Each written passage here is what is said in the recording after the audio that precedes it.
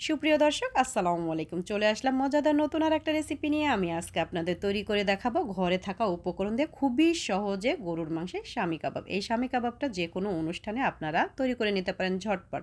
খুবই মজাদার এই কাবাবটা। তাহলে চলুন তৈরি করে ফেলি। আমি একটা প্রেসার কুকার নিয়েছি। প্রেসার কুকারে আমি এই মাংসটাকে প্রথমে সিদ্ধ করে নিব। আমি এখানে হাফ কেজির থেকে বেশি গরুর মাংস নিয়েছি। গরুর মাংসটাকে টুকরা করে ছোট ছোট করে নিয়েছি আর চর্বি এবং হাড় ছাড়া নিয়েছি।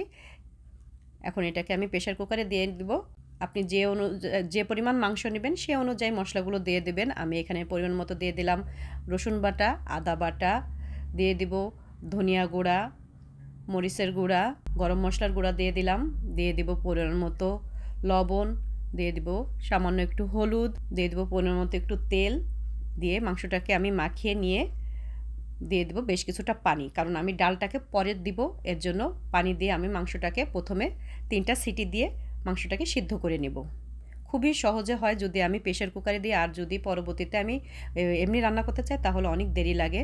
দেখেন আমি মাংসটাকে 3টা সিটি দিয়ে নামিয়ে নিয়েছি। মাংসটা কিন্তু আমার অনেকটা সিদ্ধ হয়ে গিয়েছে। এখন আমি এখানে ডাল দিয়ে দেবো। আমি হাফ কাপ পরিমাণ ডালকে পানিতে ভিজিয়ে রেখেছিলাম। হাফ কাপ পরিমাণ ডাল ভিজিয়ে রেখে ডাবল হয়ে গিয়েছে। ভিজিয়ে রাখলে তাড়াতাড়ি সিদ্ধ হয়ে যায়। আমি এখন মাংসের ভিতর দিয়ে দিলাম, দিয়ে আবার 2টা সিটি দিয়ে আমি নামিয়ে নেব। ডালটা তাহলে একদম খুব সুন্দর সিদ্ধ হয়ে যাবে। দেখেন 2টা সিটি দেওয়ার পরে কিন্তু দেখেন ডালে কিন্তু পানিটা টেনে নিয়েছে। এর জন্য কিন্তু আমি পানিটা একটু বেশি দিয়েছিলাম মাংস যখন সিদ্ধ করেছিলাম। আর এই মাংসটা যদি আমি এমনি সিদ্ধ করতাম অনেকক্ষণ টাইম লাগতো। এতক্ষণ টাইম ধরে আমি এই মাংসটাকে রান্না করতে পারবো না বলে খুব তাড়াতাড়ি আপনাদের এই দেখিয়ে দিলাম আমি কিভাবে করি। ঝটপট তৈরি করা যায় কিন্তু এই কাবাবটা। দেখেন মাংসটা কিন্তু আমার একদম সিদ্ধ হয়ে গেছে। এখন এখানে যতটুকু পানি আছে সেটাও আমি এখন নেড়েচেড়ে শুকিয়ে নেব। আর এটা যদি আমি আলাদা রান্না করতাম অনেকক্ষণ সময় লাগতো, আর প্রেসার কুকারে খুব তাড়াতাড়ি হয়ে যায়। এই দেখেন কতটা সুন্দর হয়ে গেল।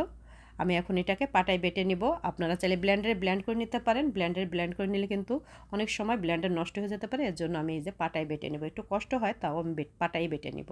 দেখেন সুন্দর করে আমি পাটায় বেটে নিয়েছি, মিহি করে পাটায় বেটে নিয়েছি। আর অবশ্যই গরম থাকতে কিন্তু বেটে নেবেন। ঠান্ডা হয়ে গেলে কিন্তু বাটতে অনেক সময় লাগে আর অনেক কষ্ট হয়। আর ব্লেন্ডারে ব্লেন্ড করতে গেলে অনেক ঝামেলা হয় আমার কাছে। আমার 2টা ব্লেন্ডার নষ্ট হয়ে গেছে। আমি এখানে 2 কাপ পরিমাণ দিয়ে দিলাম পেঁয়াজ কুচি। পেঁয়াজটাকে খুব সুন্দর করে মিহি করে কুচি করে নিয়েছি। দিয়ে দিব কাঁচামরিচ কুচি, দিয়ে দিব কিছুটা ধনিয়া পাতা কুচি, দিয়ে দিব শাহি গরম মশলার গুঁড়া। আমি এখানে 1 টেবিল চামচ উঁচু উঁচু পরিমাণ করে দিয়ে দিলাম। এই শাহি গরম মশলার গুঁড়াটা আমার হাতে তৈরি করা। আর দিয়ে দেবো এখানে টেস্টিং সল্ট। টেস্টিং সল্ট প্রতিটা কাবাবে দিলে কিন্তু কাবাবের টেস্টটা অনেক ভালো লাগে। আপনারা চাইলে দিতেও পারেন, নাও দিতে পারেন। যারা টেস্টিং সল্টটা পছন্দ করেন না তারা নাও দিতে পারেন। দিয়ে দিলাম পরিমাণ মতো একটু লবণ, কারণ আগে লবণ দেওয়া আছে। লবণটা বুঝে তারপরে দেবেন। এখন এটাকে আমি একটু মেখে নিব। দেখি কি পরিমাণ শক্ত আছে সে অনুযায়ী ডিম দিব, কারণ গরুর মাংস তো প্রচুর শক্ত হয়ে যায়।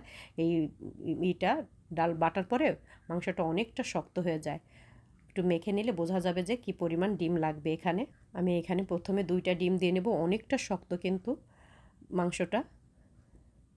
আমি 2টা ডিম দিয়ে প্রথমে আমি এটাকে মেখে নেব। যদি লাগে আর একটা ডিম আমি পরে দিয়ে নেব। আপনারা বুঝতে পারবেন আপনারা যে পরিমাণ কাবাব বানাবেন সেই অনুযায়ী ডিম দিয়ে নেবেন। আর যদি মনে হয় যে নরম হয়ে গেছে তাহলে একটু বিস্কিটের গুঁড়া দিয়ে নিতে পারেন, টোস্ট বিস্কিটের গুঁড়া। মাংসটা কিন্তু আমার অনেকটা শক্ত, আর একটা ডিমও আমার কিন্তু এখানে লাগবে। আর আপনারা যদি ফ্রোজেন করে রাখতে চান এই অবস্থায় ফ্রোজেন করে রাখবেন। বানিয়ে রাখলে অনেক সময় যখন ভাজতে যাবেন তখন কিন্তু কাবাবটা ছেড়ে দিতে পারে। যদি এইভাবে রেখে দেন পটে করে, তাহলে আপনারা যখন বানাবেন তার আগে বের করে সুন্দর করে যদি নরম হয় কাবাবটা, তাহলে একটু বিস্কিটের গুঁড়া দিয়ে সুন্দর করে শেপ দিয়ে কাবাবের সুন্দর বানিয়ে নিতে পারবেন। কোনো সমস্যা হবে না। আর কাবাব বানিয়ে রেখে দিলে অনেক সময় অনেক সমস্যা হয়ে যায়। এর জন্য বললাম এই অবস্থায় আপনারা রেখে দিতে পারেন ফ্রিজে, তাহলে খুব সুন্দর থাকে। আমি এখানে একটু দিয়ে দেবো চিনি, হালকা করে একটু চিনি দিয়ে দিলে কাবাবটা খেতে একটু ভালো লাগে। এখন এই চিনিটাকে খুব সুন্দর করে মিশিয়ে আমি কাবাবগুলোকে বানিয়ে নিব।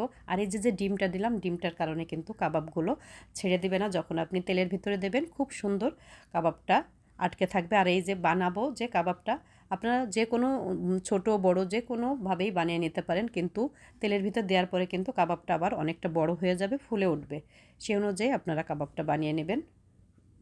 আমি মিডিয়াম সাইজের করে বানিয়ে নেব কাবাবগুলোকে। এখানে অনেকগুলা কাবাব হবে, সবগুলো কাবাব একইভাবে বানিয়ে নিব। এই দেখেন কাবাবগুলোকে আমি বানিয়ে নিলাম। এখন এগুলোকে আমি তেলে ভেজে নিব। আরও আছে কাবাব। এই দেখেন অনেকগুলো কাবাব হয়েছে। আপনারা একবার বানিয়ে অনেক দিন নর্মাল ফ্রিজে রেখে খেতে পারবেন।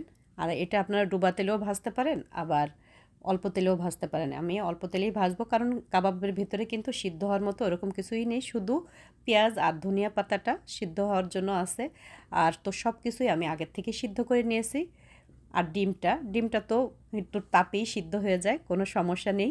দিয়ে দিলাম মিডিয়াম আঁচে আমি এই কাবাবগুলোকে ভেজে নিব। এই তো এখন আমি উল্টিয়ে দেব সুন্দর করে। একটা কাবাবও ভাঙবে না কিন্তু, কারণ ভাঙবে না তো, কারণ ডিম দিয়েছি, ডিমের কারণে প্রতিটা কাবাব এরকমভাবে আটকে থাকবে, কোনো সমস্যা হবে না। সুন্দরভাবে আমি কাবাবগুলোকে এখন ভেজে নিচ্ছি। আর ডিমের কারণে উপর দিয়ে এরকম ফেনা ফেনা উঠবে, কোনো সমস্যা নেই। ফেনাগুলোকে একটু চামচ দিয়ে নেড়ে নামিয়ে দেবেন। কাবাবগুলো আমার ভাজা হয়ে গিয়েছে, এখন আমি এগুলোকে নামিয়ে নিব। দেখেন কতটা সুন্দর হয়েছে কাবাবগুলো, আর কত বড় বড় হয়ে গেছে, অনেকটা কিন্তু ফুলে যায়। আপনি যখন তেলের ভিতরে দেবেন তখন ভাজার সময় অনেকটা ফুলে যাবে কাবাবগুলো আমি নামিয়ে নিচ্ছি। একইভাবে আমি সবগুলো কাবাব ভেজে নেব। সবগুলো কাবাব আমি ভেজে নিয়েছি। দেখেন কত তাড়াতাড়ি আমি কাবাবগুলো সব বানিয়ে নিলাম। খুবই সহজ আর খুবই মজাদার এই কাবাবটা। আপনারা অবশ্যই ট্রাই করে দেখবেন, ভালো লাগলে অবশ্যই কমেন্ট করে জানাবেন। আমি আপনাদের একটা ভেঙে দেখাচ্ছি ভিতরটা কতটা সুন্দর হয়েছে। যে কোনো অনুষ্ঠানে আপনারা কিন্তু আগের থেকেই এই কাবাবটাকে বানিয়ে রাখতে পারেন। দেখেন ভিতরটা কতটা সুন্দর হয়েছে কাবাবটার, অনেক সুন্দর হয়েছে। কেমন হলো অবশ্যই জানাবেন। যদি ভালো লাগে লাইক কমেন্ট শেয়ার করবেন। আজকে এই পর্যন্ত, ফিরে আসবো নতুন কোনো আরেক রেসিপি নিয়ে। ততদিন ভালো থাকবেন। আল্লাহ হাফেজ। আসসালামু আলাইকুম।